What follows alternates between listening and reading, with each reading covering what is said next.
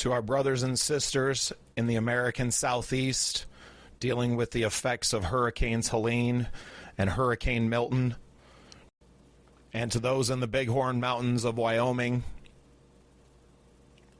we are here for you. We are praying for you. Help is on the way. We are also praying for our friends in Mexico who are dealing with the effects of Hurricane John in the Acapulco area. The Scene Projects are brought to you by these fine sponsors. List with Linda B. Cufflinks.com. J.H. & Sons Menswear. Kathmandu Campground and RV Park in Sturgis, South Dakota. The Den. Sioux Falls' newest live music venue at 909 Northwest Avenue in Sioux Falls. Sunny Radio and SiouxFallsPodcast.com. Well, hello and welcome into another exciting episode of The Scene. I'm your host, Bubba Starts, and with me today is my friend Nichole Lafrentz. Nichole is the manager of Trails Head Cannabis here in Deadwood, South Dakota. We're so glad to have you on the show. Thank you. I'm excited. Well, before we get too far into all the things that we want to talk about in the future of, the partnership between The Scene and Trails Head, why don't you give us a little backstory on who is Trails Head Cannabis? Well, we really focus on finding what kind of relief needs to be done. We opened up with medical cannabis on Black Friday in 2022. And it was me and the owner and the now CFO. So it was just us three, and we've built our dispensary into more of like a family solitude. Even some employees show up an hour early just to chill out in the waiting room. And definitely. Well, I mean, you have a great space here for that as well. I am a medical cannabis patient, as our fans will know, but also a customer here, friends with your owner. Trinity and I went to school together, so and I know that it really is a family affair. Her brother is now coming in and is part of the ownership group as well. So it's really nice to see our small community and our small business owners coming together and trying to succeed in an industry that is still brand new, right? We're still trying to kind of find our feet here, but y'all have built a beautiful space. We're here actually in the dispensary. We found a quiet little corner to talk in, but it's beautiful here. You got local glass, we've got local grown, South Dakota grown medical cannabis on the shelves. Part about it. Yeah, well, and everything is local, and to us here at the Scene, local is such a broad term because it can include not just your town or your geographic region, but also your whole state, and then beyond that, spreading out into the entire Midwest. So that's great. So obviously, it's an election year. We have a very big one coming up this year for South Dakota. IM29 is on the ballot. Can you tell us a little bit about, what is IM29 and what it means for patients and users here in South Dakota? So really, the IM29 doesn't define in detail just recreational. It's going to be recreational for anyone 21 years and up. And then the other details will be hashed out, if it passes. But it would mean that there's a lot of people around here that can't afford to get their medical cards. We know quite a few people who just can't afford it. They've done it, 1 year, but they can't pay it again. And making it easier and accessible for people that don't have that medical history, but has still used cannabis to help with their, help them mentally and physically. I mean, even the THC topicals, exactly. They never enter your bloodstream. Exactly. The pain relief from them is immaculate. And everybody should be able to use that if they want to, instead of going and getting icy hot. Right.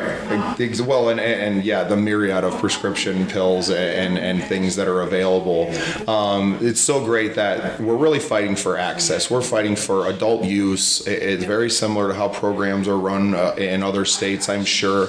And we've seen it now. This isn't something brand new. We've had this, Colorado's been legal since 2012, right? I mean, it's been over a decade. Some of these places businesses have, and the world hasn't completely fallen apart, right? Well, there's starting to be more science to start defining, start telling people that this isn't, I mean, obviously if you overuse things, but that's anything, right, it can be bad.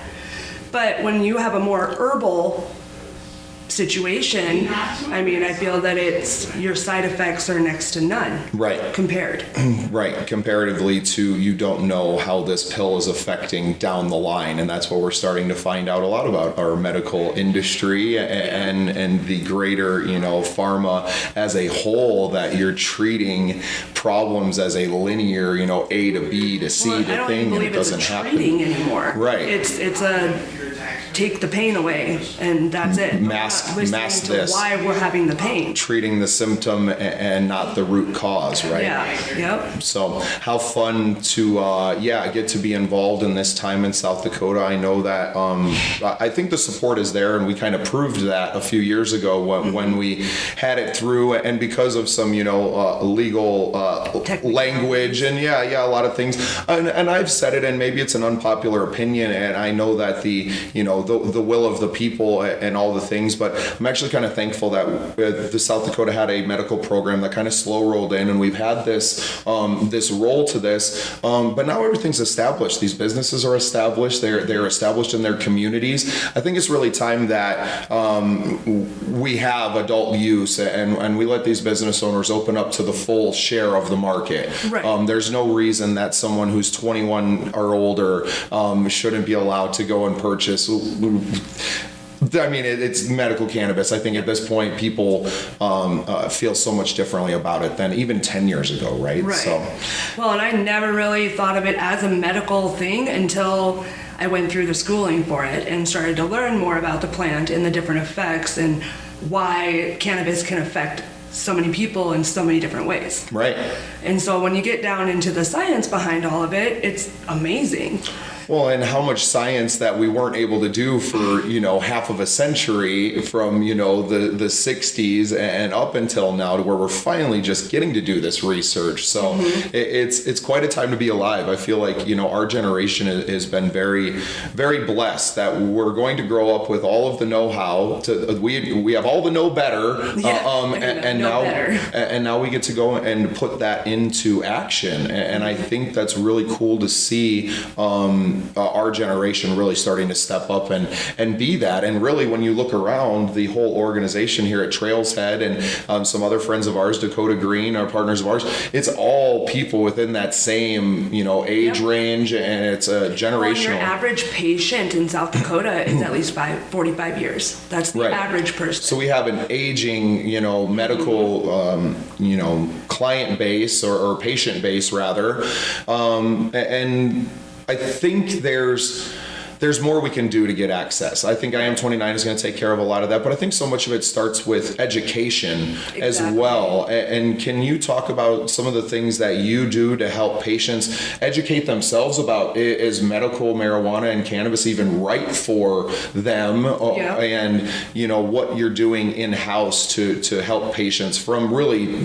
pre-step one, right? Right. If step one is getting your card, I feel like you're ahead of that. We've had patients that have never ever used cannabis at all, and it got even down to the fine details of how do I grind up my weed, how do I pack a bowl. I say pack a bowl, and I actually had to take a step back and start breaking it down for myself, because to teach somebody else something that I was doing for a while, it was really hard. It kind of blew my mind. But then I've also seen these people, and they're off of a lot of their pharmaceutical medications that were really deteriorating their liver and their kidneys. And now they, and it's not like they overuse it. They're using it for their medical purpose. Right. When they come in, I usually ask, what kind of relief are you looking for? Do you need help sleeping? Do you have lower back pain, leg pain? And you kind of go through that, and they'll start telling you. And then just kind of based off of, some people do not smoke or inhale cannabis. And so then you go through all the different, strain specifics or what they cause to be, what their causes can be. because some of the different terpenes and the different strains have different effects.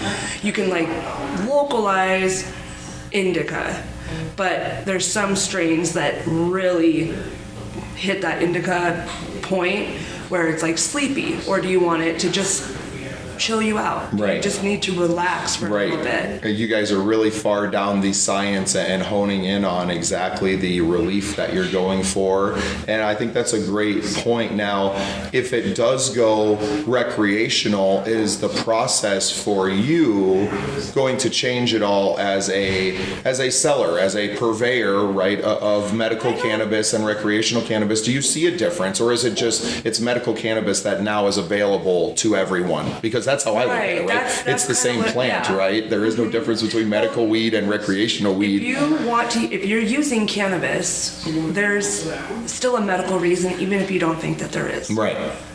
Otherwise, you wouldn't. Obviously, you've been drawn to this plant. Yeah, it works for something that you were looking for. Right. Whether that just be anxiety, whether that be, trying to get some energy. It just makes you feel better. That's okay too. Why shouldn't we be allowed to do and to use things that make us feel better? Exactly. Right? And I think that educating people, getting out there, getting people to register to vote this year, new time voters. I know it's going to be a lot bigger because we have the presidential election, obviously. Yeah. So we're going to get a lot bigger numbers turnout. And we want to make sure that our listeners know you can come right into Trails Head here. They have forms to register to vote. They can walk you through the process. They can definitely, give you some information if you don't have a medical card yet, but you want a medical card. And even if we have recreational, there's going to be benefits to having your medical card as well on top of that. So a lot of benefits to it, and a lot of benefits to having a provider in your community that's aware of your conditions and wants to help you. And that's what I hope that people take away from our short interview today and the relationship that we continue to form with you guys is that, we're here to help you, that you're here to help our fans and our listeners and our patients, right? These people are our friends and family as well. Before I even started working here, I was kind of looking for a job that was just going to be a little bit more meaningful. I've been a server and a bartender and a manager, and I needed something that was a lot more rewarding. And this job has been like one of the most rewarding jobs. Just seeing different patients come in and they're better. Right. And it's like they came in and they were not good. Right. Came in, I have one patient that, I think he was like 95 or something. But he came in a wheelchair the first time. He probably weighed like 90 pounds. He needed to gain weight. He needed pain relief. And the next time he came in a couple weeks later, he was using a walker. And then when he came in the next time, it was a cane. And then when he came in again, he wasn't using anything to help him. That's amazing. Isn't it? Yeah. I was dumbfounded and blown away. Well, yeah, and then how can you look at that and be like, what did you change? And he's like, well, I started using medical cannabis. And then how can you not look at this plant like a freaking miracle worker? Yeah. For anything. And it doesn't work for everybody. Right. Especially when you overdo it. Right. Overdoing it can really, turn you off of ever wanting to try it again. Exactly. But I feel when it comes to weighing out your side effects compared to most things, that cannabis is good. Now, it's a good thing for you. Would you say if maybe, and let's focus on, it's probably a very small demographic, but people who did maybe try it in high school or something and maybe didn't have a reaction that they were comfortable with or anything, and maybe are a little hesitant now, is there something that is maybe and people who don't smoke, are the gummies or something like that, like a nice barrier to maybe see what the effects of cannabis can do for you without having to ingest and inhale? Obviously, smoking isn't something that everyone does anymore, just in general. So is there others, obviously we have the gummies, but is there other things and products that you offer here and that are available on the market to kind of ease people in? When it comes to like edibles, microdosing, because you don't feel that immediate change. It's not something that's just like pow, like you're, then sometimes you get paranoid. I have a lot of patients that just have one gummy a day and they just nibble off of it all day long. And it just kind of bumps that mood up, but you're not getting into those, something that might make you a little bit more paranoid. Right. Well, I appreciate you taking some time with us today. I think we've provided some good value for people who are just getting started in their cannabis journey. I highly recommend that you come down here and see our friends at Trails Head Cannabis. Even if you don't have your card yet, they can give you some information on where to get yours if you come up to the front window. And it's all 21 plus, medical patients only right now, but we want everybody to get out there and to vote this November.